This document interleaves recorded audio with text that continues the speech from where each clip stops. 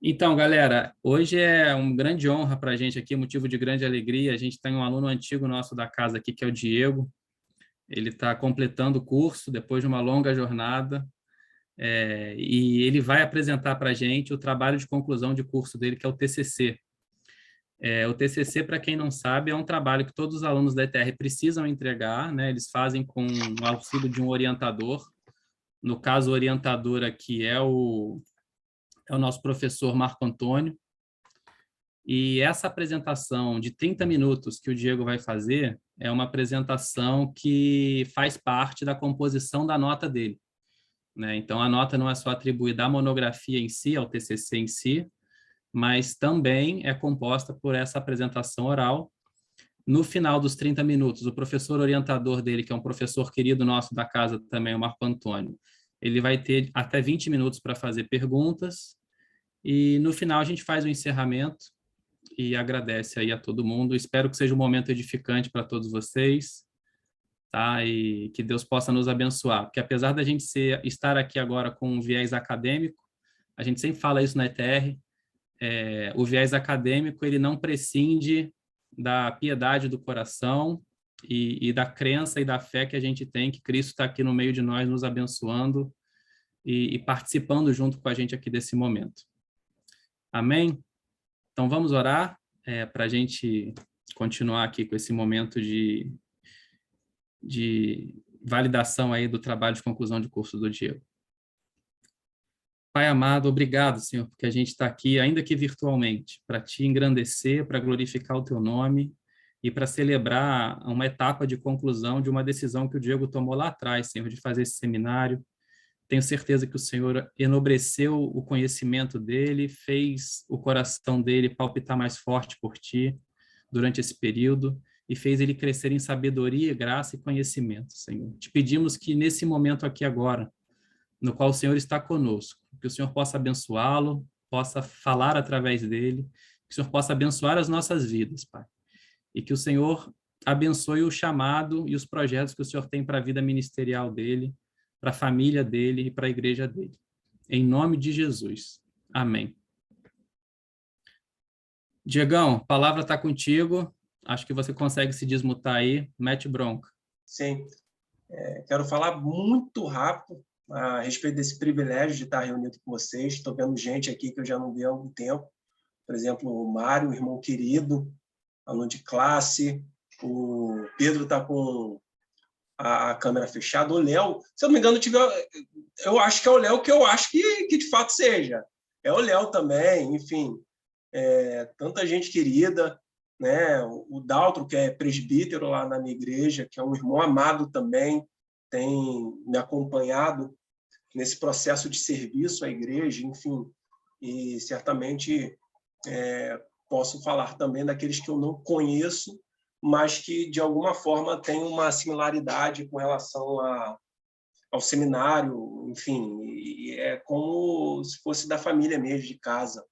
E é impossível não registrar aqui, mais uma vez, meu agradecimento ao Fernando, que me apoiou quando eu tive o desejo de retornar ao seminário. Para quem não sabe, eu comecei a fazer em 2013, 2012, e aí, pela providência de Deus, algumas coisas aconteceram para que eu não fizesse o seminário, né? E que, de alguma forma, por mais que naquele momento não parecesse, foi bênção da parte de Deus, e quando eu pude retornar, o Fernando estava justamente num processo também de retomar a ETR, né? No aspecto administrativo, enfim. E, poxa, eu tive um suporte enorme. Fernando, muito obrigado mais uma vez. Você sabe o quanto você me ajudou e eu acredito que o meu agradecimento está para além daquilo que você possa imaginar. E o Marco também é um professor amado, querido, é um amigo mesmo, né? Lembro muito bem das aulas, enfim, e eram aulas não somente ricas do conteúdo acadêmico, mas a gente tinha também um aspecto relacional, né, fraterno muito forte. Então, eu estou em casa, a Fernanda perguntou para mim, você está nervoso? Eu disse, poxa, não tem como estar nervoso, a gente não fica nervoso em família, né? Não tem como, é difícil. Tá certo, irmãos? Então, eu não quero mais tomar o tempo com a parte introdutória e eu quero apresentar através de um jogo de slides, um PowerPoint, praticamente todo o material resumido do meu TCC. O meu TCC, ele teve como... Não sei se está aparecendo para vocês. Acho que está aparecendo agora, né? Eu peguei um tema que se tornou algo muito precioso para mim, desde o momento que eu comecei a ler. O primeiro livro do Lloyd Jones que eu li foi Estudos do Sermão do Monte, e eu tive assim um apreço muito grande pela forma com que o Lloyd Jones pregava, porque os livros dele são sermões transcritos, e eu vi algo que falta, e desde então a boa parte do púlpito, tanto num aspecto nacional, falando em termos menores, quanto num aspecto global. E desde então eu pude adquirir outras obras e, com isso, me sentir enriquecido pelo Espírito Santo através das ministrações do Martyn Lloyd-Jones. Então, eu conversei com o Marco, a gente tinha um primeiro assunto, depois eu retomei e falei assim, não, eu vou falar de algo que eu gosto, e também que, de alguma forma, possa ser palatável àqueles que estão ao meu redor e àqueles que possam se interessar através do meu TCC, do meu trabalho. Então, eu decidi falar sobre Lloyd Jones e também sobre os fundamentos teológicos da espiritualidade reformada que são encontrados nele. O meu TCC ele tem 3 capítulos.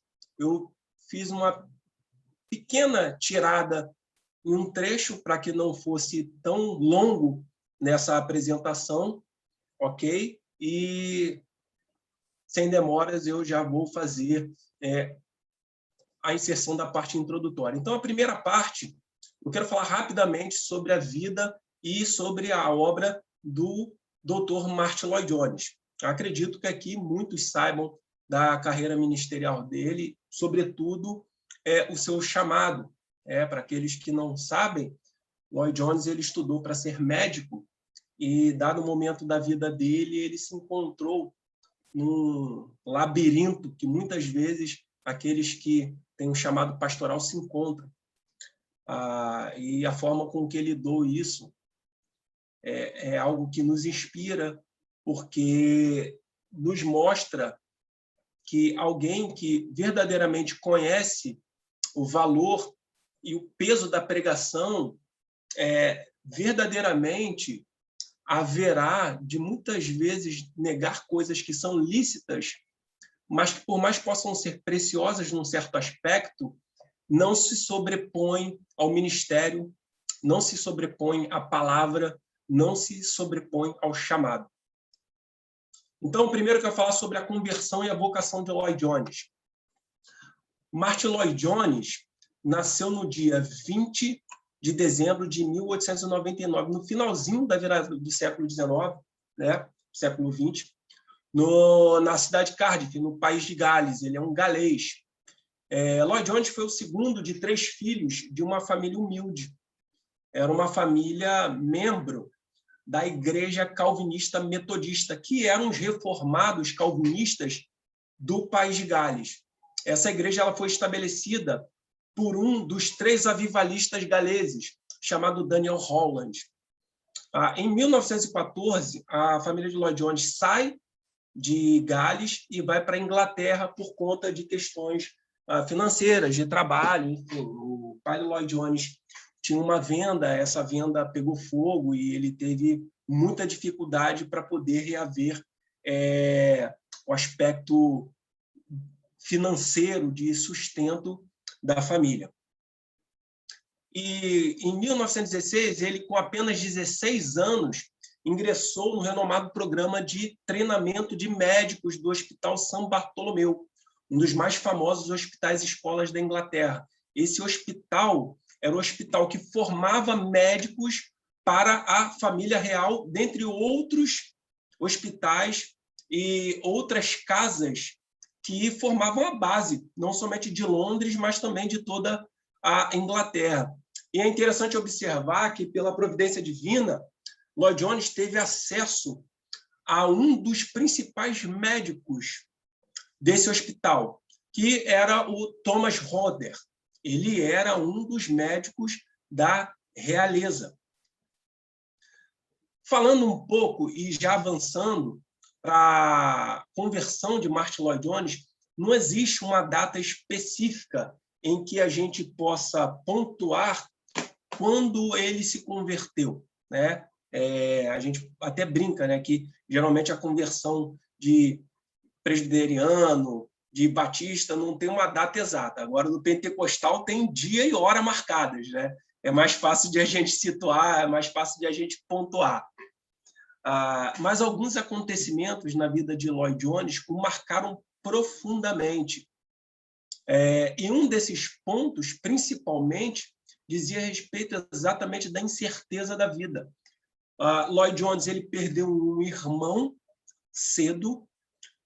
Me desculpem a falha de memória, não me lembro se era o irmão mais velho ou mais novo. Lloyd Jones é o irmão do meio. Me parece que foi o irmão mais velho de Lloyd Jones, certo? E não somente essas questões de incerteza da vida, como a própria casa e a venda que foram incendiadas também, que pegaram fogo e que a família perdeu tudo, mas o maior fator que fez com que Lloyd Jones olhasse para a realidade ao redor dele e ele percebesse que havia algo de errado era o próprio aspecto do pecado em si. Então, Lloyd Jones ele tinha um acesso a pessoas que eram das classes mais baixas de Londres e ele podia perceber que, mesmo essas pessoas debilitadas, com problemas de saúde, financeiros, eram pessoas depravadas, eram pessoas que traziam para fora de si aquilo que de pior existiam nelas, que era o fator pecado. E não somente as pessoas que Lloyd Jones cuidava, mas também as pessoas que estavam na alta sociedade de Londres, na alta sociedade da Inglaterra, e que, de forma diferente aos pobres, também exprimiam os seus mesmos problemas, os seus mesmos pecados. Tanto quanto os pobres, só mudava a forma, mas o conteúdo, o cerne, o centro, era o mesmo. Então, Lloyd Jones ele percebeu isso e ele chegou à conclusão de que a ciência política do seu tempo não iria trazer uma resposta convincente e satisfatória às demandas daquela geração. Ele sabia que o problema não era financeiro, o problema não era estrutural, no sentido político, o problema era de ordem moral. Lloyd Jones percebeu desde cedo que o pecado é o que faz o homem tão depravado quanto ele realmente é. Então, Lloyd Jones, ao perceber essa necessidade do homem, ele abre mão de uma promissora carreira de médico para se tornar um ministro do Evangelho. E, a respeito dessa decisão, ele profere uma das suas mais conhecidas frases: não renunciei coisa alguma, recebi tudo. Considero a mais alta honra que Deus pode conferir a qualquer homem chamá-lo para ser arauto do Evangelho. E agora, avançando um pouco mais, eu quero falar sobre a influência puritana que Lloyd Jones recebeu e tomou para si. É inegável que o movimento puritano foi a maior inspiração de Lloyd Jones. O primeiro contato que ele teve com a literatura puritana se deu através de uma biografia do Richard Baxter, um dos grandes teólogos puritanos, no sentido de mais conhecidos. Eu até pontuei para o Fernando o seguinte: eu, infelizmente, não vou ter tempo suficiente para poder falar da influência de Richard Baxter e também da teologia de John Owen na vida ministerial de Lloyd Jones. Então, aqueles que quiserem depois pegar o material, darem uma lida, eu faço um apanhamento, eu faço uma abordagem sobre o aspecto pastoral que Lloyd Jones pega de Richard Baxter, por mais que Richard Baxter tivesse algumas questões teológicas, por exemplo, quase se assemelhando ao universalismo, mas que ainda assim ele continuava sendo um grande referencial no aspecto prático pastoral. Inclusive, tem um livro dele que foi um dos grandes livros de teologia puritana, que é o Pastor Aprovado, como também o Joe Owen, que é muito rico no aspecto teológico e também no aspecto doutrinário. Então, Lloyd Jones ele pega essas duas referências e toma para si. Tudo bem que também tem a Jonathan Edwards, outros avivalistas, mas ele inicialmente pega essas duas grandes referências, Owen e Baxter. Então, a primeira literatura que ele conhece algum puritano é a respeito da biografia de Richard Baxter. E isso toma uma parte fundamental para aquilo que ele vai ainda se tornar. Então, o pensamento de Lloyd Jones é, de fato, transformado por conta da maneira com que Richard Baxter pega o aspecto pastoral. E, à medida em que Lloyd Jones ele se debruça e ele mergulha na teologia puritana, muitas pessoas dão testemunho de que em Lloyd Jones havia um novo puritano, um puritano fora do tempo. Seria mais ou menos a mesma coisa que a gente falar de João Batista no espírito de Elias. Lloyd Jones estava no espírito dos puritanos. Então, notas de jornais falavam a respeito de Lloyd Jones como alguém que se assemelhava aos puritanos nas pregações, por conta de uma personalidade dominante, a clareza de pensamento e o caráter direto do discurso. Coisas que ele tomou como fundamentais desde a faculdade de medicina.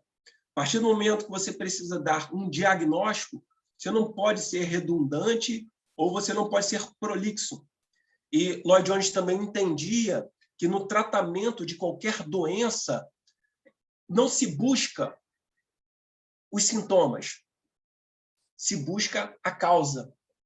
Então, pela providência divina, essa forma de pensar fez parte do ministério pastoral de Lloyd Jones.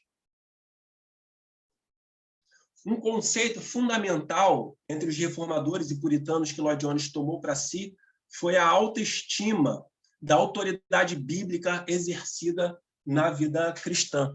Então, quando a gente olha para o movimento puritano, a gente percebe que eles dão continuidade aos aspectos fundamentais da reforma protestante. E um desses aspectos, que é muito conhecido por nós, é a autoridade bíblica, sola escritura. E, juntamente a isso, outro aspecto que se torna proeminente da teologia de Lloyd Jones foi a compreensão da necessidade das doutrinas bíblicas.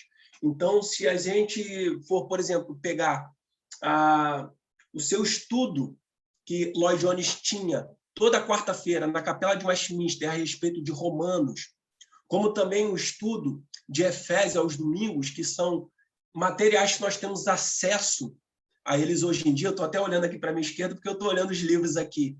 É perceptível que Lloyd Jones ele sempre tinha em vista a leitura do texto correta, uma correta compreensão, e ele buscava a doutrina que emergia daquele texto. Porque, sendo a Bíblia a autoridade final, Lloyd Jones cria que ela só poderia cumprir a função de instruir, de corrigir a igreja, a partir do momento em que uma exposição de caráter doutrinário apontasse para algo que a igreja deveria fazer. Seja para continuar algo que ela estava fazendo corretamente, seja para fazer de forma diferente algo que ela não estava fazendo de forma correta. Até aqui, meus irmãos, eu falei sobre o primeiro capítulo do meu trabalho, do meu TCC. Então, agora eu quero falar um pouco a respeito do 2º capítulo, que vai tratar especificamente da espiritualidade reformada e como a gente consegue compreender essa espiritualidade reformada nos moldes daquilo que Lloyd Jones apresentou enquanto pastor e enquanto teólogo. Então, é mais do que necessário, antes de tudo, a gente falar da própria tradição puritana em si. Que, em linhas gerais, quando a gente fala de piedade, de espiritualidade, a gente tem algo que, de certa forma, hoje em dia, todas as pessoas têm uma forma de assentimento. Inclusive, a palavra espiritualidade, para algumas pessoas, soa até melhor, elas não crentes, do que a religião. A espiritualidade se tornou uma palavra mais acessível para todas as pessoas que compreendem que a vida não é só a matéria, não é só o material. Pessoas que talvez não saibam dar nome às questões e às coisas que estão para além daquilo que enxergamos, mas que entendem que, de uma forma ou de outra, isso existe. É justamente esse relato daquilo que a gente vê em Atos, quando Paulo vê um monumento ao Deus desconhecido. As pessoas têm a noção de que existe algo além, né? Por mais que algumas neguem. Então, a espiritualidade, nos moldes cristãos, é entendida como a experiência de um relacionamento com Deus e a vida que resulta desse encontro. Logo, quando a gente fala de espiritualidade cristã, a espiritualidade evangélica, a gente está falando daquilo que a Bíblia aponta, em linhas gerais, a respeito do mandamento principal, que é amar a Deus sobre todas as coisas, esse amor que denota um relacionamento com Deus, e a sua grande consequência, que é amar o próximo como a nós mesmos. Então, quando a gente fala de espiritualidade, a gente está falando de todo esse escopo da vida cristã. Não se trata de algo que a gente possa escolher. É essencial, é fundamental. Todos nós devemos lidar com a espiritualidade. A teologia reformada, como um pensamento específico, se propõe a responder questões que surgem a partir do relacionamento com Deus Trino, que é o alvo do cristianismo. Inclusive, nós temos o livro do John Owen, O Conhecimento de Deus, e tantos outros livros que apontam para essa realidade de que cristianismo é relacionamento com a divindade. E, tendo esse relacionamento com Deus, a gente precisa caminhar tendo em mente essa realidade. A gente prossegue adiante, mas com essa realidade fundamental de que somos de Deus e que temos um relacionamento com Deus. E isso está fundamentado desde o início da teologia reformada. Por exemplo, João Calvino, quando ele escreve as Institutas, ele as produziu com o objetivo de ensinar verdades para aqueles que tivessem vivido algum aspecto da piedade cristã. Logo, quando João Calvino fala de teologia, ele está apontando para um aspecto racional, intelectual, mas não termina em si. Esse aspecto teórico, ele é intencional para que possa trazer algum tipo de piedade, para que essas verdades, sendo pensadas, possam descer ao coração e produzir frutos de amor a Deus, de temor a Deus. Então, a piedade, eu até coloquei o termo que Calvino utiliza, que é pietas, é um dos pontos mais importantes da teologia de João Calvino. E o puritanismo, que é considerado a segunda geração da Reforma Protestante, alguns teólogos dizem que o puritanismo, na verdade, é a terceira geração da Reforma Protestante, porque logo depois de Calvino, depois de Lutero, de Knox, de Bess, você tem uma segunda geração de puritanos continentais, que são os puritanos da Europa que não por Reino Unido, né? Então, o puritanismo ele é chamado de a reforma das ilhas inglesas, em comparação à reforma continental. Os puritanos eles perceberam que algumas coisas se perderam nesse processo da troca da primeira geração dos reformados, dos reformadores continentais, da França, da Alemanha, né? E eles perceberam que isso estava desvanecendo porque não havia uma continuidade daquelas verdades e aquelas verdades não apontavam para a vida prática. Então, os puritanos, como reformadores que precisaram, por um momento, estar no continente e depois regressaram para a Inglaterra, para os Países Baixos, eles perceberam essa necessidade de uma continuidade. E eles deram um enfoque de atribuir as doutrinas calvinistas e luteranas de justificação pela fé, autoridade bíblica, como eu já falei, para uma realidade mais prática e cotidiana da vida. Então, o puritano ele entendia o que era, por exemplo, a doutrina da expiação, mas ele queria entender como essa doutrina apontava para o momento em que ele estivesse trabalhando. O que isso influencia no meu dia a dia? Eu estou cuidando da minha fazenda. Eu estou cuidando da minha família. A igreja comunitária, igrejas pequenas. Como que uma teologia tão rica e tão abrangente pode tocar o meu ser no dia a dia? Como essas verdades podem moldar a minha mente e o meu coração enquanto eu estiver trabalhando, enquanto eu estiver cuidando dos meus filhos. Então, esse era o enfoque puritano. É conhecido de muitos que Henrique VIII, rei da Inglaterra, com o anseio de gerar um filho para a sucessão do seu trono, algo que ele não teve com a sua esposa, a Catarina de Aragão, ele decidiu se casar novamente com a Ana Bolena. E a Igreja Católica, pelo simples fato de Lutero já ter combatido a alternância papal, em que ora um papa dizia que algo era certo e ora dizia que algo era errado, o Papa Leão decide não casar Henrique VIII. Então, indiretamente, Lutero influenciou para que esse casamento não acontecesse, porque se não houvesse essa pressão da infalibilidade papal, provavelmente Henrique VIII poderia ter o seu desejo atendido. Então, Henrique VIII, por uma questão pessoal, por uma questão que não era principalmente teológica, muito pelo contrário, ele estava falando em termos de romper um casamento, de separação. Ele rompe com Roma, se estabelece como autoridade máxima da dissidente Igreja Católica do Reino Unido e se torna a Igreja Anglicana. Sendo assim, ele é a autoridade máxima, ele poderia fazer o que ele quisesse, inclusive casar novamente, para que ele pudesse ter um herdeiro homem no seu trono.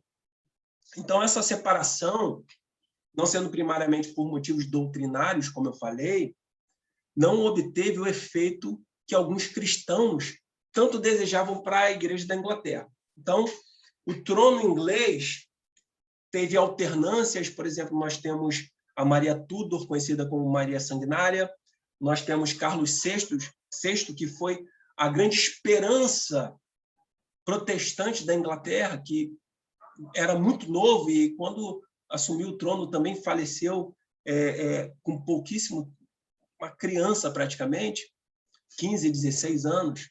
Então, depois dessas alternâncias, assume o trono Elizabeth I, e, com isso, o desejo de uma igreja de fato reformada, não parcialmente reformada, como a mudança da igreja católica apostólica romana para a igreja anglicana, mas sim uma igreja de fato integralmente reformada, se tornou um anseio dos protestantes. E daí nós temos o grande mote, nós temos o grande lema dos puritanos. Eles desejavam uma teologia pura na igreja, uma liturgia pura, um governo puro e uma vida pura.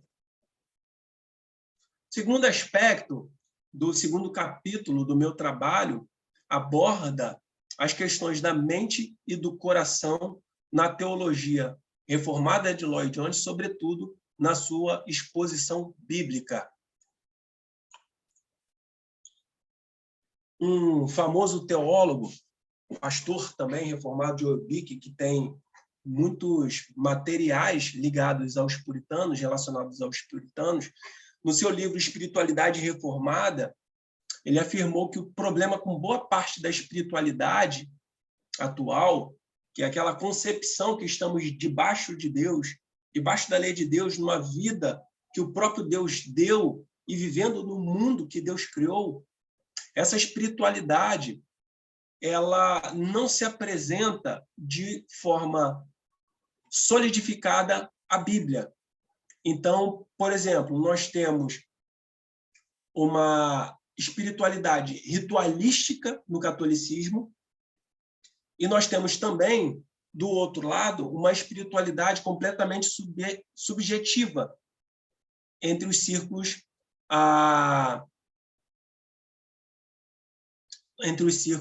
arminianos, pentecostais, carismáticos, dessa ala.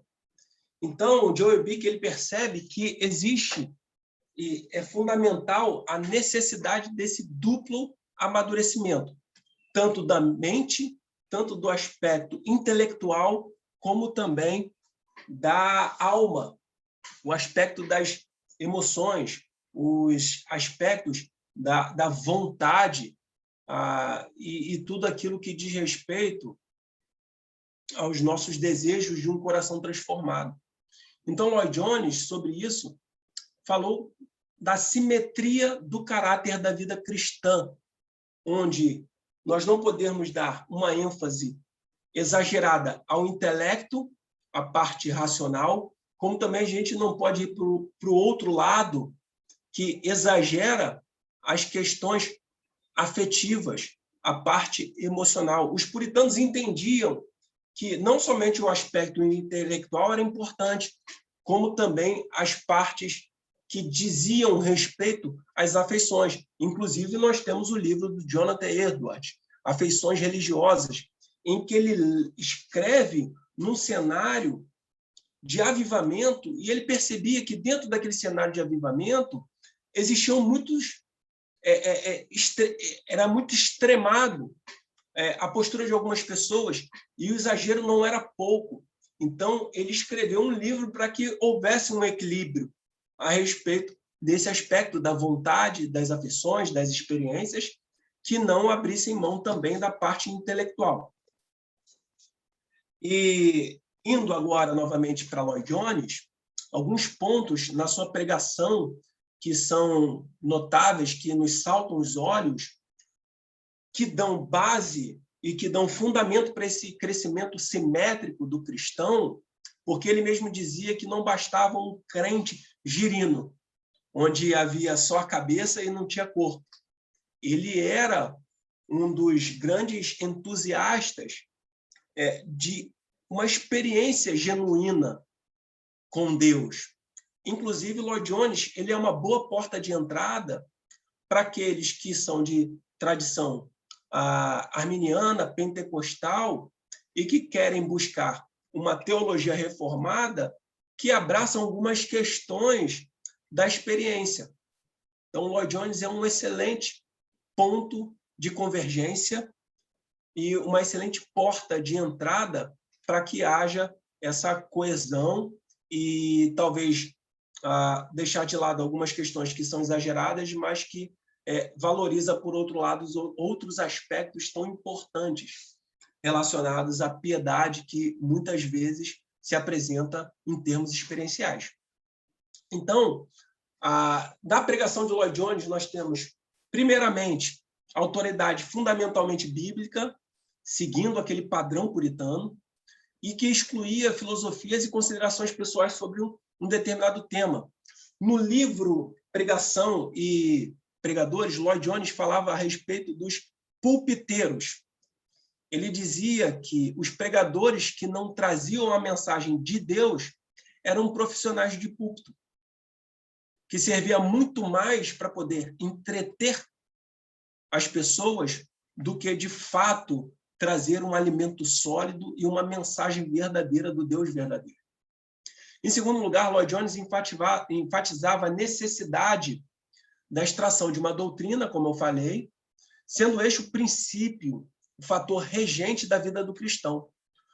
Nós somos orientados por Deus através de doutrinas que nós entendemos e enxergamos a Bíblia e que se tornam próprias a nós. A aplicação daquelas verdades às nossas vidas. Por fim, aliado a isso tudo, Lloyd Jones se via totalmente dependente do poder e da capacitação do Espírito Santo. E aqui é interessante falar sobre isso, porque entra esse ponto de convergência. Por mais que muitos reformados possam falar do Espírito Santo como sendo uma pessoa e um fator essencial à pregação, em Lloyd Jones a gente vê quase um desespero por esse anseio e por esse auxílio do Santo Espírito, porque ele entendia perfeitamente que, como ele já disse, o pregador é um pregador externo, exterior, mas existe um único pregador interno, e este é o Espírito Santo. Enquanto os homens falam para os ouvidos, e obviamente Deus os usa, existe um pregador que fala diretamente ao coração, e este é o Espírito Santo. E por fim, irmãos, eu quero falar sobre o terceiro capítulo, que é a teologia experiencial em Martyn Lloyd Jones, voltada especificamente para o avivamento. Então, primeiro eu vou falar sobre a natureza do verdadeiro avivamento e eu termino com a necessidade do verdadeiro avivamento. Em 1959, que foi a comemoração do centenário do segundo grande despertamento, desencadeado em alguns países na Europa e nos Estados Unidos, com Jonathan Edwards, com George Whitefield, Carlos e John Wesley, Lloyd Jones realizou uma série de palestras a respeito do tema avivamento. Inclusive, eu vou pegar aqui bem rápido um livro que fala justamente sobre esse tema. É um tema muito rico para Lloyd Jones e que, por mais que a gente não veja esse tema de forma recorrente em alguns círculos reformados, os puritanos e reformados de outras gerações tinham o tema avivamento como algo imprescindível. Então, Lloyd Jones ele realizou essa série de palestras a respeito do tema avivamento da Capela de Westminster. Então, essas palestras foram reunidas nesse livro para que não somente houvesse uma rememoração daquilo que aconteceu. Lloyd Jones ele era entusiasta a ponto de dizer que o cristão verdadeiro ele anseia pelo avivamento. Então, Lloyd Jones ele proferiu as palestras olhando para trás, mas ele também proferiu essas palestras olhando adiante. Como eu disse, havia um profundo interesse do Dr. Lloyd Jones no assunto. Também sobre a história dos grandes homens avivalistas. Por exemplo, ele via Charles Spurgeon como um grande remédio nos dias de tédio, de angústia, dentre outros puritanos e dentre outros pregadores e pastores, bem como uma grande frustração de não ter vivido nenhum movimento em grande escala. Isso está relatado na sua biografia escrita pelo Ian Murray. Sobre este assunto, o assunto do avivamento, Lloyd Jones o abordava com grande urgência, além de entendê-lo como um fator evidente da maturidade cristã, que foi o que eu falei agora há pouco. A respeito disto, ele disse: não hesito em afirmar que, a não ser que nós, individualmente como cristãos, sintamos uma preocupação séria acerca da condição da igreja e do mundo hoje em dia, somos cristãos muito medíocres. A secularização dos dias de Lloyd Jones se assemelha muito às dos dias atuais. A nossa geração não considera sobre a realidade de Deus, a necessidade da religião, a salvação do homem, tudo aquilo que pertence à esfera da igreja. Nós somos uma geração pós-moderna, e até me lembro do Marco falando das aulas, né? Ou de uma geração moderna tardia, mas fato é, o assunto Deus foi deixado de lado. E o grande lema dos nossos dias é aquilo que Nietzsche, certa vez, disse: Deus está morto. A gente o procura nas praças e não encontra. A gente procura nos lugares e nós não o encontramos. Essa é a realidade do homem natural. Se antes houvesse ainda uma fagulha de piedade, de divindade, por conta da importância do assunto, hoje nós só encontramos nos meios que, de fato, levam a mensagem de Deus. E isso tudo sai para que, num lugar vazio, possa se chegar o antropocentrismo, que é o homem cultuando o próprio homem, e também ao cientificismo. Tudo que pode ser feito, tudo que pode ser verificado e tudo que pode ser confiável está no âmbito da ciência. E como eu disse, por fim, Lloyd Jones fala também a respeito da importância do verdadeiro avivamento.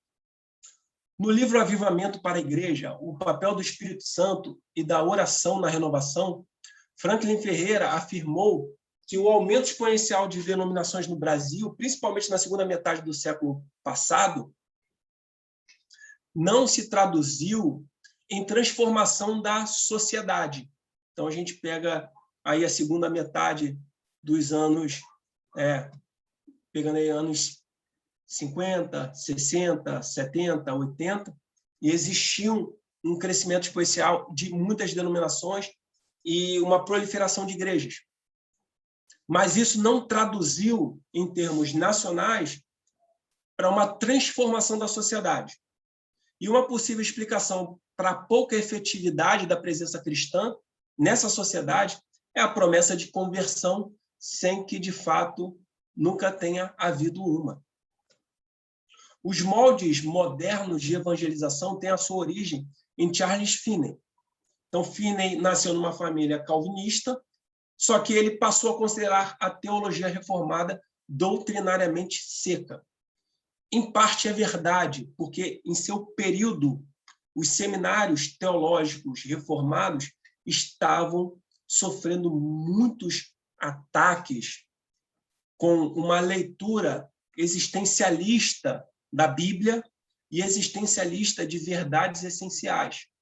Mas não é de todo uma verdade. Não é de todo uma verdade o que Finney disse. O pragmatismo, que é a ideia de que o que deve ser feito é aquilo que dá certo, era composto por apelos e táticas emocionais. Inclusive, nós temos o famigerado Banco dos Ansiosos, onde Finney deixava esses bancos vazios e que, durante e ao final da pregação, aqueles que se sentiam aflitos pela mensagem poderiam se assentar neste banco, e este banco era a promessa, era a garantia de que as demandas emocionais eram sanadas. Inclusive, é no Banco dos Ansiosos que nós temos aí o precursor da grande ferramenta, que é o apelo, em que nós sabemos, né? Então, o Banco dos Ansiosos é o avô do apelo. Os conceitos de Charles Finney sobre a conversão tinham como base uma compreensão soteriológica completamente diferente das bases reformadas. Por exemplo, a justificação pela fé, a expiação, a morte substitutiva de Cristo. Então, em termos simples, a teologia de Finney era uma forma insurgente de pelagianismo. O homem pode se achegar a Deus a partir das suas próprias forças. Em contrapartida a essa concepção de Finney, Lloyd Jones entendia o avivamento dentro dos moldes puritanos. E em uma das suas palestras no Centenário de Avivamento na Europa, ele considerou alguns pontos que tratam do verdadeiro avivamento. Primeiro, a igreja como instituição divina. Lloyd Jones dizia que se a instituição igreja não fosse de Deus, certamente ela já haveria se sucumbido na história, porque não foram poucas as afrontas e não foram poucos os embates. Se levantaram gerações e caíram gerações. Se levantaram impérios e caíram impérios. E a igreja permaneceu, mesmo em meio a dificuldades, mas permaneceu. A dependência humana do processo de avivamento. Contrariamente a Finney, Lloyd Jones entendia que o homem nada poderia fazer para si mesmo a partir do momento em que ele fosse o centro, o cerne do avivamento. Então, em termos práticos, é como se nós estivéssemos esperando um ônibus. Nós sabemos que o lugar de se esperar um ônibus é no ponto do ônibus. Mas pode ser que a gente esteja no ponto de ônibus e o ônibus não chegue. Ainda assim, a gente vai para o ponto de ônibus para poder pegá-lo. Lloyd Jones dizia que era através de oração, de arrependimento, clamor pelo Espírito Santo, e que isso por si só não era garantia 100% de que o avivamento viria. Mas não existe outro método para que o avivamento de fato venha. O homem não pode produzi-lo. O homem não pode produzir avivamento. A importância do verdadeiro avivamento para a igreja, que é moldada pela palavra, é moldado pelo Espírito Santo, e é um avivamento que traz efeitos duradouros para aqueles que, de fato, são trocados por esse movimento, e não somente uma ideia emocional e um período de emoções afloradas, e, sobretudo, por fim, a importância do Espírito Santo no avivamento. O avivamento só é possível através do derramamento do Espírito Santo, algo que ele faz como ele quer, assim como Paulo também falou sobre os dons espirituais à igreja de Corinto. E a conclusão, meus irmãos, é que o desenvolvimento desse trabalho possibilitou a observação da importância dos fundamentos da espiritualidade da teologia reformada para os nossos dias. A redescoberta da teologia reformada puritana é ainda mais endossada pelo aprofundamento, me perdoem o erro de digitação, do modelo expositivo de Martyn Lloyd Jones, bem como a sua abordagem a respeito do tema do avivamento. E aqui eu concluo essa primeira parte da apresentação do trabalho. Obrigado, Diego. Muito bom, muito enriquecedor. E aí eu passo a palavra para o professor orientador Marco Antônio, para nos próximos 10 a 20 minutos ele poder fazer perguntas. Se alguém mais tiver pergunta, por favor, manda no chat que a gente faz uma triagem aqui, tá bom? Obrigado. Obrigado aí, Fernando. Bom aí ver o Mário aí também agora. É muito bom. Os demais colegas aí também que estão participando. Satisfação, Diegão, parabéns aí pela pesquisa. E eu que agradeço aí o privilégio, a oportunidade de poder ter sido escolhido aí por você e tantos professores da casa para desenvolver um trabalho tão bacana de um tema que eu gosto muito. E acho que isso acabou tendo uma convergência nessa chegada para concluir esse trabalho, né? Muitas idas e vindas, acertos, né? Tudo que faz parte desse processo de entrega de trabalho final. Eu não vou me delongar muito, mas algumas sugestões, né? Vou começar de trás para frente, se o Fernando me permitir. A respeito do seu trabalho.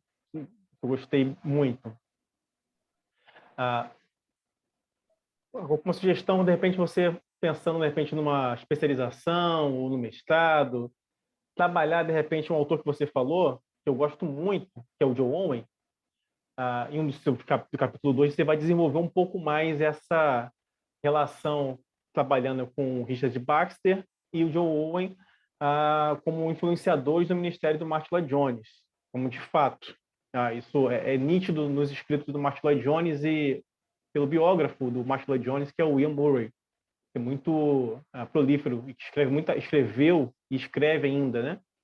Muita coisa sobre os puritanos e, em particular, sobre a vida do Martyn Lloyd Jones. A sugestão é aproveitar um pouco desse recorte sobre Joe Owen e aprofundar um pouco mais a questão dessa relação da teologia reformada na relação dela com a sociedade, com o Estado. Eu acho que pode ter uma grande contribuição aí para frente, né? Uma sugestão. Eu acho que no seu trabalho ficou mais enxuto, porque, obviamente, não é uma tese, então fica muito aberto, muita coisa para escrever, mas sugestões para você aprofundar isso mais para frente. A primeira pergunta que eu queria fazer para você, Diego, é, na sua observação mediante o trabalho que você fez, qual o principal legado da espiritualidade reformada no ministério do Martyn Lloyd Jones? O que você poderia destacar para a gente aí do principal legado dessa espiritualidade reformada no ministério de Martyn Lloyd Jones? Seria a primeira pergunta. Perfeito, Marcos. Só quero fazer uma pequena menção aqui do João Troncos, que é um irmão amado da minha igreja, e ele entrou aqui na sala, não sei exatamente qual ponto. João, obrigado, tá? Por estar participando. Privilégio. Eu entrei no comecinho, mas fiquei sem a câmera. Maravilha. Então, Marco, de fato, como eu disse, e como eu pude perceber através das pesquisas e das leituras, é praticamente certo dizer que Lloyd Jones não teve nenhuma outra influência que não a influência puritana. Posso estar cometendo um erro aqui, mas por aquilo que eu li, por aquilo que eu pesquisei, realmente é muito difícil de se encontrar algo que não estivesse dentro do escopo do puritanismo, da teologia reformada inglesa.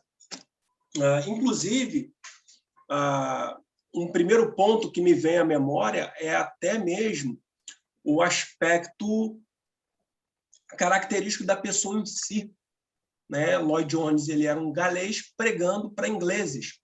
Ingleses tinham uma postura, e tem até hoje uma postura mais séria, mais pomposa, né? E com qualquer tipo de ausência de, como eu posso dizer, de emocionalismo. Lloyd Jones não.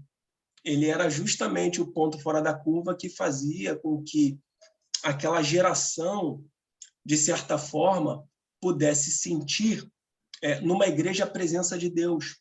Não que o emocionalismo traga algo do tipo, senão vou estar cometendo aqui a injustiça de ser contraditório.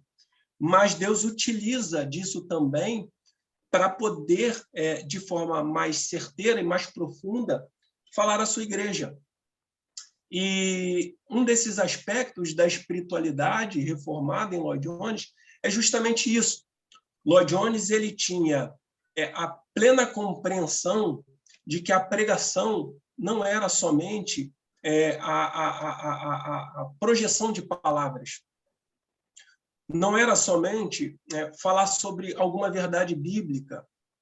Ele tinha, na sua compreensão, no seu entendimento de um bom pregador, de um bom expositor bíblico, essa questão de tirar do texto algo aplicado às vidas, e isso era feito com bastante temor e tremor.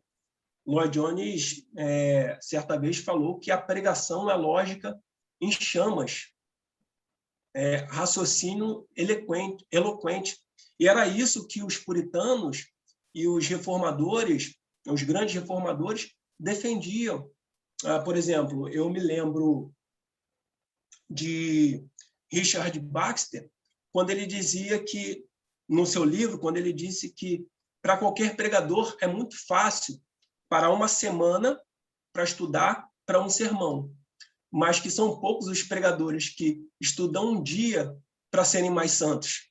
Então, essa compreensão de uma vida devotada e essa vida que influenciava não somente o aspecto técnico, teórico, influenciava também o aspecto da vontade, das volições, do desejo.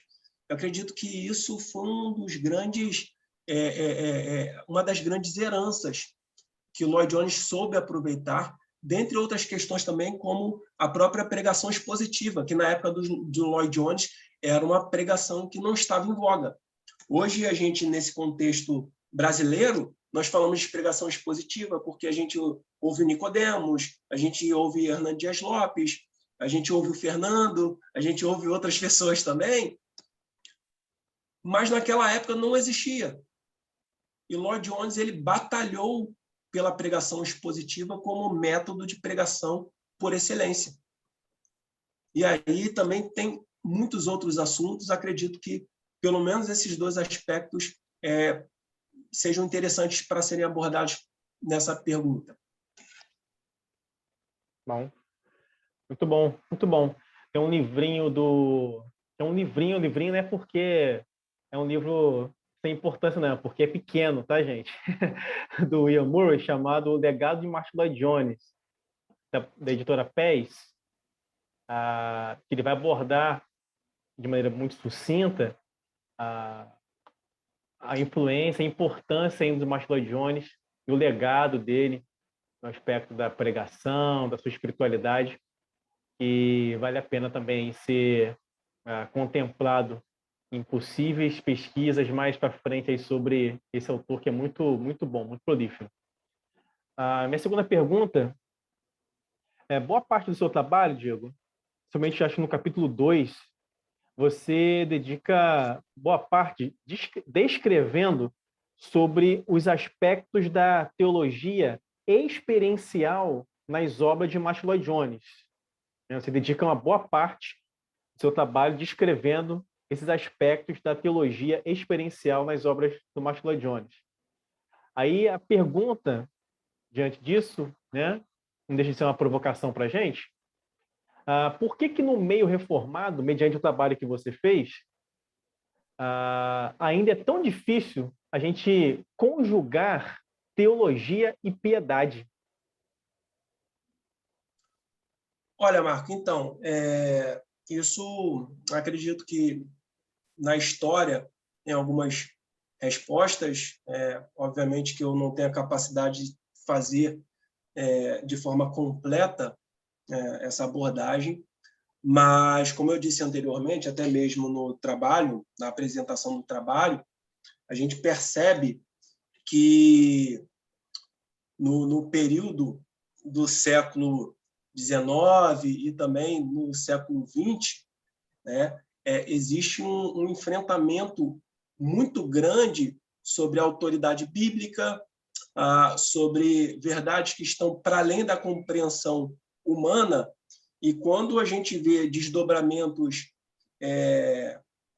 filosóficos que tentam a todo custo tirar esse aspecto supranatural e suprarracional, é inevitável que essa batalha não deixe alguns soldados pelo chão. Então, a gente tem o conhecidíssimo período da teologia da crise, né? Quando a gente vê, por exemplo, aquilo que Karl Barth combateu, né? Nós temos teólogos que, de certa forma, poderiam ser chamados de tudo, menos de teólogos, como Schleiermacher, entre outros, que tentam desmistificar a Bíblia e tentam tirar tudo aquilo que está para além da compreensão humana.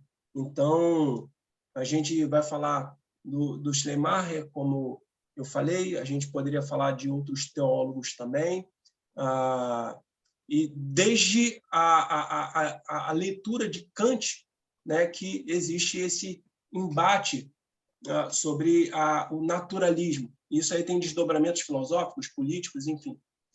E, como eu disse, por mais que Barth tenha combatido o liberalismo teológico através da neo-ortodoxia, que foi uma resposta final, ainda que não fosse uma resposta precisa, eu entendo que, na história, o surgimento da teologia liberal e do liberalismo teológico influenciou negativamente muitos aspectos dentre muitos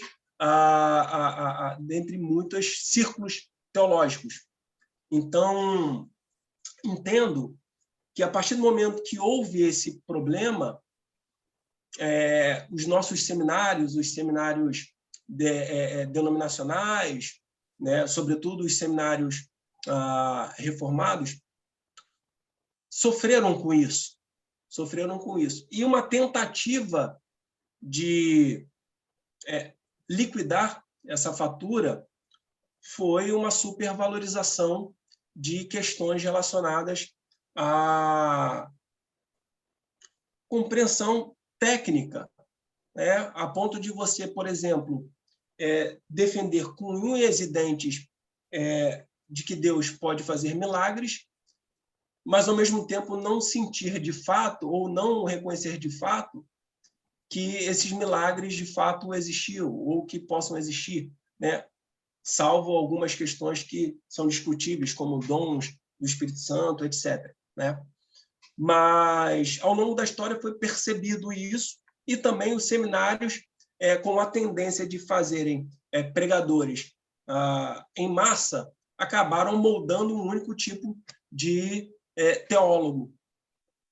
E aí eu entendo que, quando a gente olha para Lloyd Jones, a gente percebe que é possível haver uma teologia ortodoxa, mas uma teologia piedosa, experiencial, da ideia de nós estarmos na frente do Deus vivo. E que isso causa, de certa forma, posturas e atitudes que vão para muito além de uma formalidade, né? Eu já ouvi uma vez de um pastor reformado que não existe, por exemplo, lugar para choro no púlpito, porque demonstra fraqueza. Então, para mim é muito esquisito uma salvação que se dá apenas na mente. E é por isso que eu também gosto muito daquilo que Lloyd Jones escreveu, porque é através dessa experiência que, de fato, o homem se vê diante de Deus e não há outro resultado senão que não seja a mudança de vida, uma mudança de postura, porque antes mesmo de haver uma consideração diferente a respeito de verdades essenciais, a teologia ela abraça o nosso coração e muda o nosso desejo, né? O Espírito Santo trabalhando. Então, eu entendo que a teologia de Lloyd Jones ela tem essa realidade, essa compreensão de que é possível haver inteligência e emoção, que pode haver exposição bíblica, mas que pode haver também o Espírito Santo trabalhando sobre aqueles que estão ouvindo aquela exposição. Então, para poder fechar aqui a minha resposta, veja ao longo da história diversos fatores, como, por exemplo, o liberalismo teológico, que trouxeram algumas marcas, e essas marcas permaneceram por mais que, na teoria, esse movimento tenha se findado com o golpe de Calbart. Mas, ainda assim, alguns elementos se encontram presentes até hoje em dia, e eu vejo o Lloyd Jones como um grande antídoto para aquilo que ele disse, uma espiritualidade, um cristianismo árido, né? Uma espiritualidade que não considera um homem integral, um homem de razão, mas também um homem de emoção. Ok.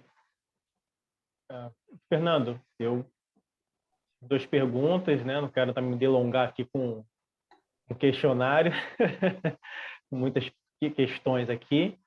até teriam outras coisas para perguntar, mas não quero que o horário também avance muito. Volto a palavra para você, Fernando. Parabéns, Diego.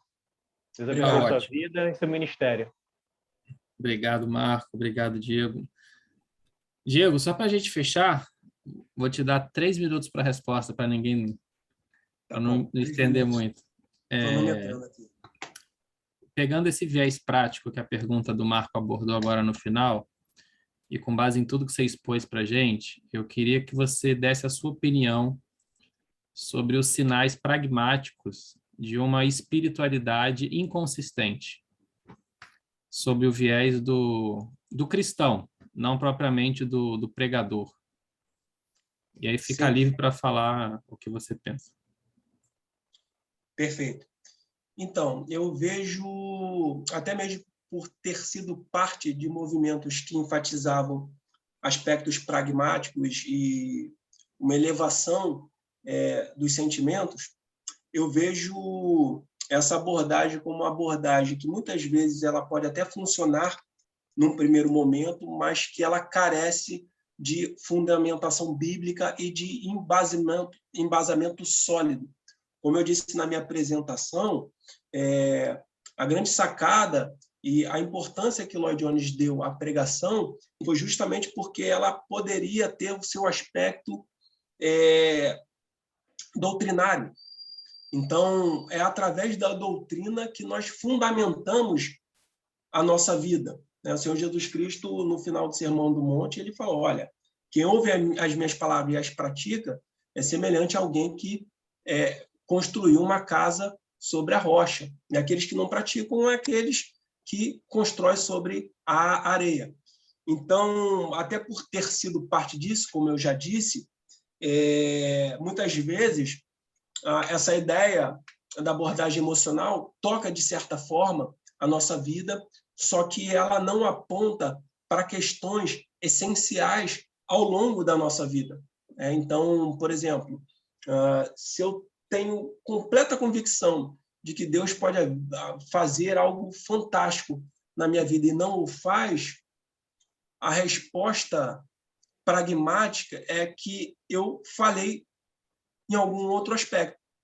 Só que eu não sei, não tem ninguém para poder me ajudar, dizer onde eu falei exatamente, e há uma perda, e há um labirinto no qual não se vê a saída. Então, esse aspecto pragmático da vida cotidiana, baseada em emocionalismo, baseada em questões que não são evidentes na Bíblia, repito, tendem a trazer a uma vida cristã completamente volátil.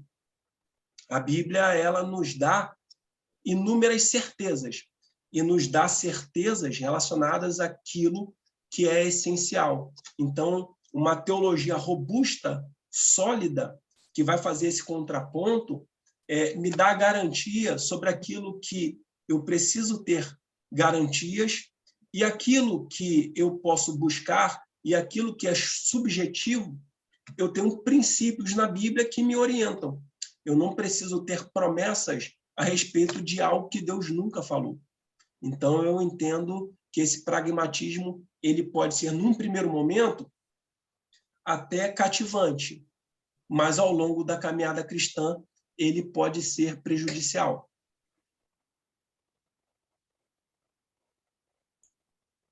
Perfeito. Obrigado, Diego.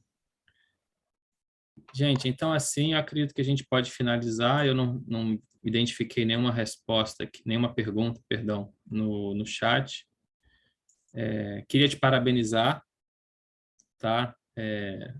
Tenho certeza que o Marco aí, como seu orientador, deu para perceber no tom das perguntas dele, é o maior entusiasta para você seguir aí nos seus estudos. Já te deu até umas dicas por onde caminhar. Então, vai fundo, meu irmão. É motivo de muita alegria no meu coração ver a qualidade do seu trabalho, da sua exposição e o seu coração aí fervoroso por viver tudo isso que você falou para a gente. Tá bom? É isso. A sua nota a gente vai te mandar depois, não vai, né, não vai depois de uma conversa, mas tenho certeza que vai ser uma nota excelente, que vai funcionar como uma coroa aí, uma coroação para todos esses anos de labuta, de estudo, de perseverança que você teve.